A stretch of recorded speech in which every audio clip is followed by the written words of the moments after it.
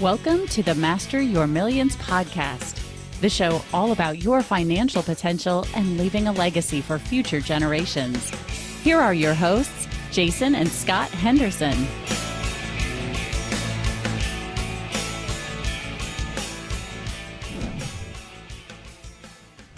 Welcome back, everyone.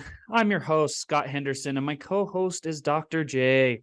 We're experienced investors with a huge advantage of over 100 years of wisdom and experience in investing. Today, we've got a very, very special guest that we're excited to bring on here. But before we get to that, Dr. Jason, how are you doing? Hey, I am great today. It's a beautiful fall day, and it couldn't be a better day to interview someone like Jacob Salazar. You know, Jacob is one of those rare individuals that took it upon himself to join the military. He's actually a captain in the United States Marine Corps. All of our listeners, wherever you are beneficiary of his service. And so to start off this, we wanted to thank you, Jake, for your service and recognize that there's a very rare person and a small percentage of the United States that do what you do, that actually gives us a blanket of security, gives us the opportunity to live the American dream. So thank you very much. Thank you. Yeah, to give a little bit of background on Jake, too, from military to real estate, he's done it all in between. He's a master of putting together syndicated apartments. He started a company called Ambitious Capital. They just acquired a bunch of units out in North Carolina that he is in the trenches on right now. So we'll probably hear about that here in a little bit. He's also a master when it comes to building a team and finding partners. So we're excited to have you, Jake. Welcome on. Hey, thanks. Thanks for having me. It's great to be here. Of course. So before we kick things off, we noticed, and I'm sure a lot of our viewers are going to notice, that you're doing this 500K challenge. What's the status on that? Oh yeah. So that was the 30-day challenge. Just ended it not too long ago.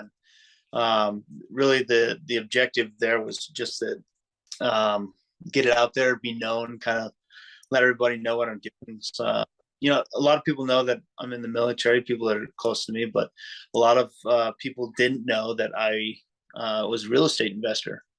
So, it's just getting myself known and out there and letting them know, hey, this is what I'm doing.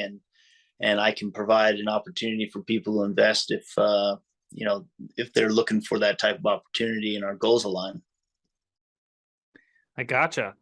So was it just to raise capital? What was the 500K behind it? Yeah, I mean, that's pretty much the intent was, to raise capital. I'd say the main intent was just to let people know what was going on. But yeah, we're looking to raise capital because we have, deals currently going on. We're under contract on another 48 unit. And so, at the time we were letting people know, hey, we're raising capital. We have this opportunity, and we're trying to build our investor pool as much as possible, so that when the next deal comes around, we don't have to try so hard to get it going and get things closed. So happy to report we got that deal that we're on contract, fully funded.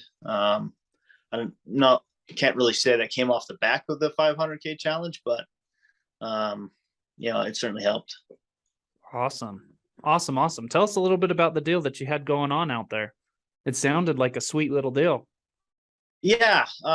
So we invest in a town called Greenville, North Carolina, and we really like the town out there. And it's we closed on a 52 unit back in July, and then after that, we were able to get into like the neighbor apartments, which turned out to be 124 units, which we closed on in September. And, we're working through both of those, through the takeover process and, getting the vacant units turned and just introducing our new property management to the tenants and letting them know kind of, there's a new sheriff in town almost type of thing. That this is the way that we're going to do things. So letting the tenants know how we like to operate, and build a certain amount of trust there. And then we're under contract on also another 48 unit in the same town right now. So yeah, those deals all came really from like a broker relationship that we built, and we have a really good team on the ground. We have close ties with lenders in the area, and I'd say one of the most important pieces we set up was our property management team. There, who's actually, which is funny, he's actually the mayor of the city. So we were able to, kind of leverage his local knowledge and the area, because I live in Utah, and those apartments are in North Carolina. We've been out there to visit them, me and my partners, and get things rolling. But having someone like that property manager on the ground working for us with a great relationship it's invaluable. So Jason, I understand one of the things that kind of one of your mantras is that you like to focus and build one thing at a time. What do you mean by that? Yeah, I think we get pulled, at least I do. I get pulled a lot of different directions all the time, between family, between military, between work, and all the things. And it's really helpful just to focus on the most important thing, at that moment. So there's a lot of things that I found to be successful. And I kind of learned this growing up as a wrestler, that you have to sacrifice a lot of things in order to focus on what's important at the moment. So like most of the people around me that were successful, they're pretty ruthless with their time and their efforts, because they don't want to be distracted by like all these other competing interests. And so if the most important thing at that, at the moment is, to get this deal done, to call that broker, or to focus on family, then that's the thing you need to do. And you don't have to do it perfectly, and we're all just trying to get 1% better each day. But if you're trying to focus on too many things, you're not going to get anything done. So really it's sitting down, prioritizing what the day looks like, what you got to get done at the moment, and then build on that. So it's safe to assume that some of your military background as well has helped you in this prioritization. I mean, you used the word objective, a very good military word earlier. Tell us maybe something from your experience, how that's helped you determine what's most important when, and then how to schedule that out. Yeah. So when I was with a unit in Hawaii called, it was an artillery unit. It was 112. And a lot of times, there's a lot of competing interests. A lot of the commanders want to get things done. I was a communications officer. And so in artillery, that's really important, because if you can't talk, then the guns can't shoot. So, and if the guns can't shoot, then the infantry guys that are downrange in the thick of the fight, they're not getting the support they need. So for us, we had to lay out the exact priorities that we needed. So I would come up with the priority of the networks that we needed to talk on, and the priority of gear that we needed to focus on. So we'd come out of these meetings, and I'd sit down with my senior enlisted advisors, and we go, okay, what's the most important thing we need to focus on in order to make the mission work, be successful right now? And that could be things like maintenance on trucks, or maintenance on radios, or because we got to get our readiness up to be able to effectively go to the field or go to that training or whatever it is that that mission was. And if we didn't have that piece of gear, then we weren't able to provide a certain service to the rest of the unit. So it could have been, something maintenance centric, or it could be focusing on the Marines. All right, the Marines need to get trained. Like they need to be trained on radios. They need to be trained on how to be NCOs, or they need to be trained on something. So, we could focus on the Marine, and what he needs to get done on his side is growing his skills. And ultimately, that's going to serve the rest of the unit, right? So, the focus was, how do I make our unit or my platoon the most ready when it matters most? And that was breaking down the priorities, like where are we lacking right now, and we got to focus on that. So if we can do that, then we can move on to the next thing, and then the next thing, Right. So when you were how long are you still on active reserve, or are you still involved with the military? Or you're done? Yeah, I'm still in the reserves. Okay. So you're done with reserves and you kind of come out. What was the next step? I mean, tell us a little bit your journey from, and obviously a great lesson there of how to, focus on one thing at a time. Now let's transition to say, okay, how did you decide the next step? Did you go to college? Did you say, no, I want to do this? Just give us a little overview of what happened next in life, and then how you started to use those skills to focus on one thing at a time. Like you're just talking about your property in North Carolina, and you knew we needed the right guy. We need boots on the ground, to use your vernacular, in North Carolina. We need this, we need that. Is obviously you were well organized, but tell us a little bit your journey. Yeah. So a couple months ago, I was at a training center in a place called 29 Palms, California. And I was part of a unit that facilitated large unit training, and which was great. I loved it. Got to go out into the desert of California and blow stuff up, and fun. Yeah, just a lot of good training going on down there, and really, really great Marines, just top caliber people that just knew their stuff. And but I had this desire where I wanted to be home with the rest of my family.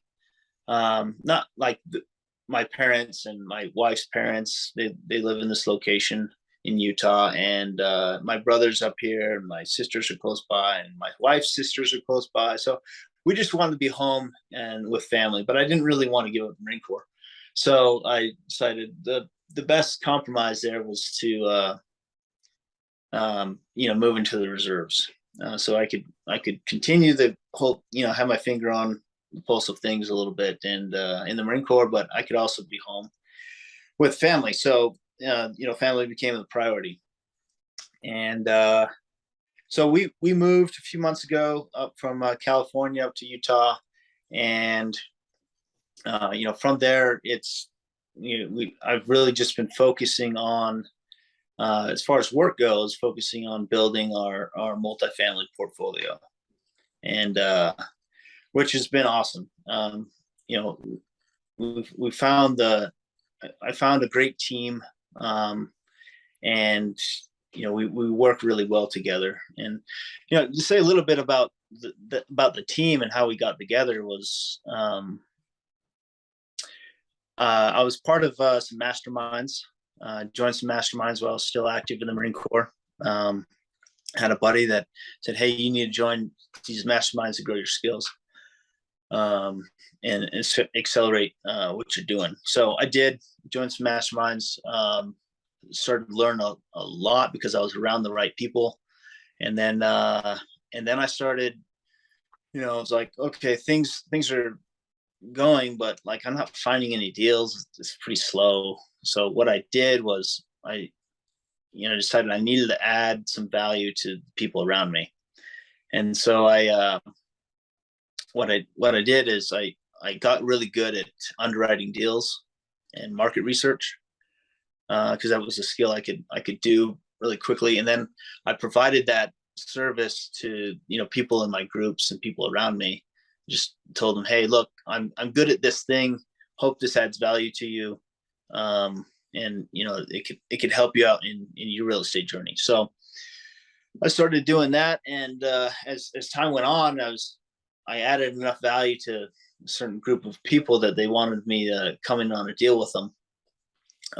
Look at the deal, look at the numbers, look at the area, make sure that everything was working out right. So we started working together on this one deal, and we decided, hey, look, we work really well together. We have pretty complementary skills. None of us are like the same person. So there's no redundancy there. So we kind of formed this company, Ambitions Capital, together, and have really together. Awesome. Now I need to point out something that you said, Jake. So most of our listeners should have picked up on that. You looked to add value to someone else. You looked to add value to those that you already knew. And a lot of times I feel like people come in and they're like, oh, I need to just do everything all by myself. Boom. So tell me, how did you figure that was the value that you could add? One, and two, how did you identify being able to do that? Yeah, I was one of those people that was trying to do everything, and it was like, I'm not getting anywhere. And I was having a talk with one of my mentors, and he just said, hey, just put this out to your group, and tell them, hey, you need to partner up. And so what I had gotten good at over the course of the time that I was trying to build these skills was underwriting.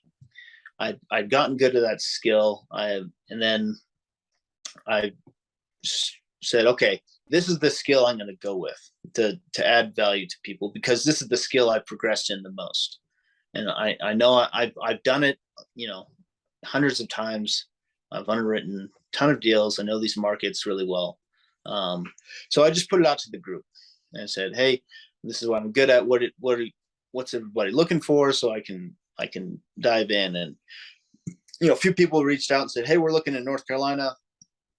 It would be great if you could go out and find some deals and underwrite them for us. And so I did that. So I started calling up brokers. I started looking on, different websites, and I got a good feel for the markets, and I was pulling reports off of things like CoStar and just looking at projections and numbers, and that helped out a lot of people. So the way I got to it was like, this is what I'm good at right now. Maybe that'll change in the future, which it kind of did once I joined this group. But yeah. Cool. So essentially you looked internally for your strengths and then looked for others to fulfill the weaknesses, correct? Correct. So, Jason and I often talk, and it was often taught to me when I was younger that not only do you look for others for your weaknesses, but you also need to be careful when partnering up with someone. Because it's almost, especially like business is almost like a marriage. You're in it for the long haul. It's not like you can just offload 48 units in the blink of an eye. So when you were deciding to partner up with these guys, what was it that you were looking for? Were there any red flags that you were looking for? Were there certain strengths that you're like, I have to have this, or this mode of communication I have to have? Yeah, we were looking for a few things in each other, right? We did one deal together, and as we were going through this deal, we were kind of splitting up our responsibilities, and it was like, we need somebody that's good at finding the deal. So one of our guys found the deal. He brought it to the team. We helped underwrite it, and then we had a guy that was putting up a lot of the earnest money deposit and the risk capital. And was good at raising capital. And then we had another team member that was an awesome and experienced asset manager. And so we all had these complementary skills, which was important because we didn't want somebody that could redundancy in each other, because it doesn't really help out. Now, when we did that, I was given the opportunity to raise capital, which I discovered I'm actually pretty good at. That's why I was doing the 500K challenge type of thing. So I was able to raise a bunch of capital for that deal. And but what we were really looking for was like the trust that we're going to work well together, and that there wasn't going to be any type of like animosity between each other, because some people just don't get along. Some people, and sometimes we have different goals, and that can lead to some clashing. And I think we were all on the same page as far as where we wanted to go, what our goals were, and so that was built over a long period of time. We'd been together in this mastermind group for over a year together before we formed this partnership. So we'd known each other for a while, and we kind of gravitated towards each other. And so it took a long time to build that relationship. But once it was built, and we went through a deal together, we felt pretty good about it. And then we decided to do another deal together, and another deal. And so, things worked out, but it wasn't like, hey, I like you, let's form a partnership. It was really a lot of trial and error. It still is, which is great. Love it. So tell me again, a lot of people are looking to do some of these syndications and play a bigger game. So what are the pieces in these syndications that you're putting together? I mean, one of them, you said a capital raiser. What are some of the others? Yeah, we kind of roughly break it down in 4 things. So we have like our acquisition type of thing. That's the person that goes out, talks to brokers, finds the deals, talks to sellers, negotiates, and then puts out the letter of intent to buy, or the LOI, and then we get it under contract and under certain terms, and so that's kind of our acquisition side. And then during that period of time, during the acquisition, you have somebody who's underwriting and making sure that this deal makes sense, and what we're going to offer. So you have somebody that's going through the purchase price, bouncing it off like what's the cap rate for the area, which we don't really look at cap rate to determine like what our price is, but determine kind of what the area is and what we can exit at later on. So we're looking at that, and then we're also looking at the property itself. We look into the rent roll, we look into the trailing 12 expenses, and when we're looking into those numbers, we're kind of assessing like, okay, how many vacancies these guys have? Is this too many units to bring to this type of market? Or, what's the demand like?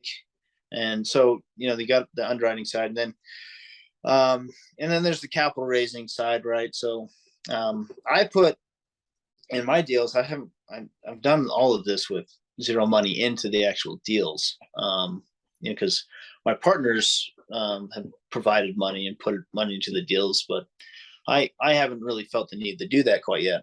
I'm just chasing equity at this point. And so, go out and we're in these syndication models. We're going out and finding investors that want to invest in a limited fashion. So there'd be limited partners. They want something a little more passive. They want, good tax breaks and good equity and cash flow. And I think that's what we can provide to the investment. So we go out and talk to investors, provide the opportunity. If they like it and our goals align, then great. Then we're gonna take down this deal together. And then on the back end, and a lot of this work comes after the deal is closed, is the asset management, and that's extremely important because you go out, get the deal is signed, we close on the deal, awesome, hooray! Now the work starts, right? So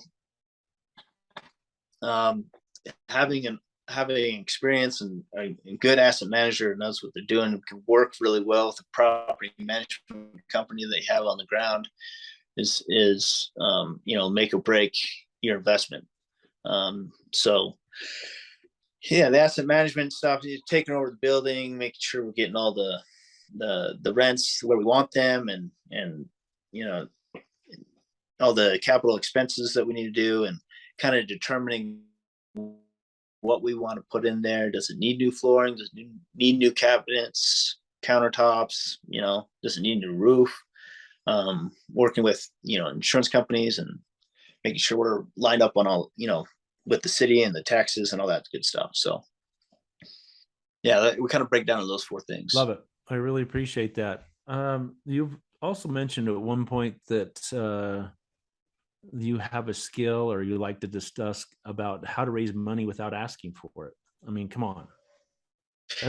Everybody wants to know how to do that. I mean, that's a huge topic that, many of our listeners that I want to listen to, that it is a topic of discussion between Scott and myself and our other members of our family, as we have looked into, how do you go bigger? Some of that you're limited by capital and access to capital.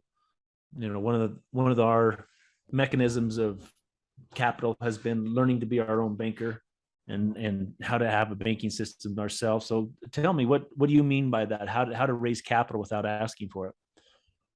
Yeah. The way I like to frame it, first off, is I'm not asking anybody for money, right? I'm providing an opportunity to invest. So in that, it comes off as, I don't need to call somebody up and say, hey, will you give me some money to invest in this deal? It's more like, hey, I've got this deal going on. Here's providing the opportunity to them. And, I know you're interested in real estate and that type of stuff. This is what's going on. But the way I do things is I just talk about what I'm doing. Wherever I am, whether I'm on an airplane or with my friends or out fishing on the river, whatever it is, I just talk about, hey, this is what I'm doing in real estate. And, these are some of the things like we're running up against, challenges, that stuff. And then people get interested and they ask about it. And then sooner or later, I'm going to say, ask them at some point, just after building a relationship with them. This could take a few days, a few weeks, a few months, a few years, but at some point I'm just going to say, hey, if you're ever thinking about investing in this, then here's an opportunity for you. Or a lot of times I'll ask them, do you know anybody that would like to invest in this type of opportunity? So I'm not really asking them. I'm asking if they know somebody. But a lot of times that just triggers like, well, I would like to invest. And so we go into a deeper discussion. But I'm not really asking them for the money or for capital. I'm asking, hey, do you know anybody's interested in multifamily investing? And then are your investors mainly accredited investors, or you can have non-accredited investors? Yeah, both. I mean, we've done both. We've done the 506B mostly because our investor pool seems to be sophisticated investors. But we have done 506C investment before, and we did that because we partnered up with some of our mentors on this larger deal. It was a $10.5 million deal, and we decided it was better to partner than to go out and raise these funds ourselves. And we did that because it sped up our process. Now we can focus on it. You cut out there. Now we could focus on what? Oh, sorry. Now we can focus on a different deal. Okay. Another down the pipeline. We can speed up our process because we brought in some, other investors, and we gave away a little bit of the equity, which is fine, but because we can move on to the next thing even faster.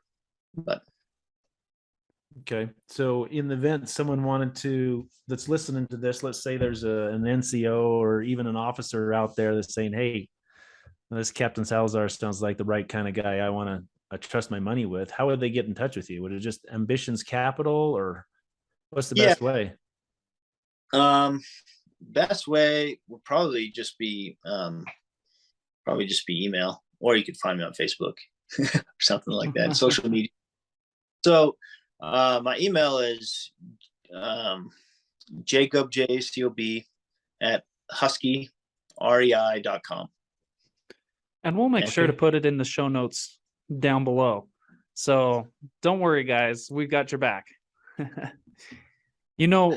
One last kind of quick question for you, Jake, is 5 years from now, where are you sitting? What does it look like? 5 years.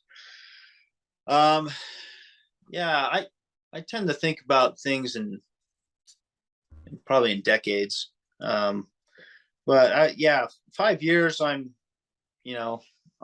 still going to be living here. I'm not sure if I'm still involved in the Marine Corps. I'm going to continue to do that until it's fun, or not fun, I guess. If it's when it becomes not, that's when I'll exit. And I haven't arrived to that point yet, but I'm still going to be investing in multifamily. I believe in it. My market might change, but that investment strategy is not going to change. So I'm still going to be, investing in new buildings. At 5 years, we're going to be exiting these buildings we're buying now, likely.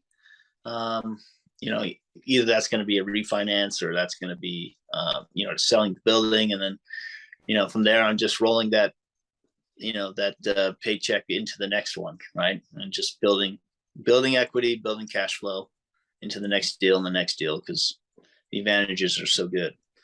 So 5 years, that's like nothing. So one other question too. Let's say you could go back in time and visit your 17-year-old self. A couple of sentences, what you'd say to that person to help them get to where you are in a more efficient manner. Yeah. If I popped up in my room when I was 17, being me now, I would, that would be interesting. I would say to myself, hey, look, self, you need to build skills. You need to focus on building some skills that are going to make you successful. And in like financial literacy sense, right? So like I've always been conscious about money and saving money and everything, but I didn't know how money worked. I didn't know how leverage worked. I didn't know how, investing worked, other than like put my money in the stock market and watch it grow and compound forever, which is great, which is good. I teach my Marines that all the time. When, new Marine would come in, and I would sit them down and say, this is what you need to know about money and budgeting and investing. We'd have that conversation. But for myself, I would say you need to learn like a skill, whether that's selling something, or whether that's something in real estate, or whatever it is. Say you need to find something you're passionate about, and you need to learn that skill, build that skill, and then do that skill relentlessly, so over a long period of time, so you get really good at it, and then you can add value to somebody else. Awesome. Well, Jake, we really appreciate you coming on. I've had a wonderful time being able to learn from you and hear from your experiences and stuff. And who knows, maybe we'll do a deal together sometime soon. Hey, absolutely. Any final thoughts, Jason? No, once again, thanks, Jake, for being on the podcast, and also thanks for your service in the Marine Corps. Keep up the good work. I, would kind of like to make an appointment in 5 years, see where you really are. I know you're about 180 doors right now, roughly. Maybe it's 1,800 doors or something. I wish you all the success and hope your life is abundant and full of all kinds of good experiences. Thank you. I appreciate it. Love it. Well, guys, thanks for tuning in this week. If you'd like to connect with the guest, make sure you check the show notes down below. Or if you'd like to connect with Dr. J and I, feel free to hit us up on our Facebook group, Instagram, Twitter, or shoot us an email. All the links are in the show note descriptions down below. Remember, mastering your millions all starts with your mind and your team. Make sure they're the best. Catch you next week. Thanks for listening to Master Your Millions with Jason and Scott Henderson. Check the show notes for any links or contact information about today's guest. Make sure to follow the show so you don't miss any future episodes.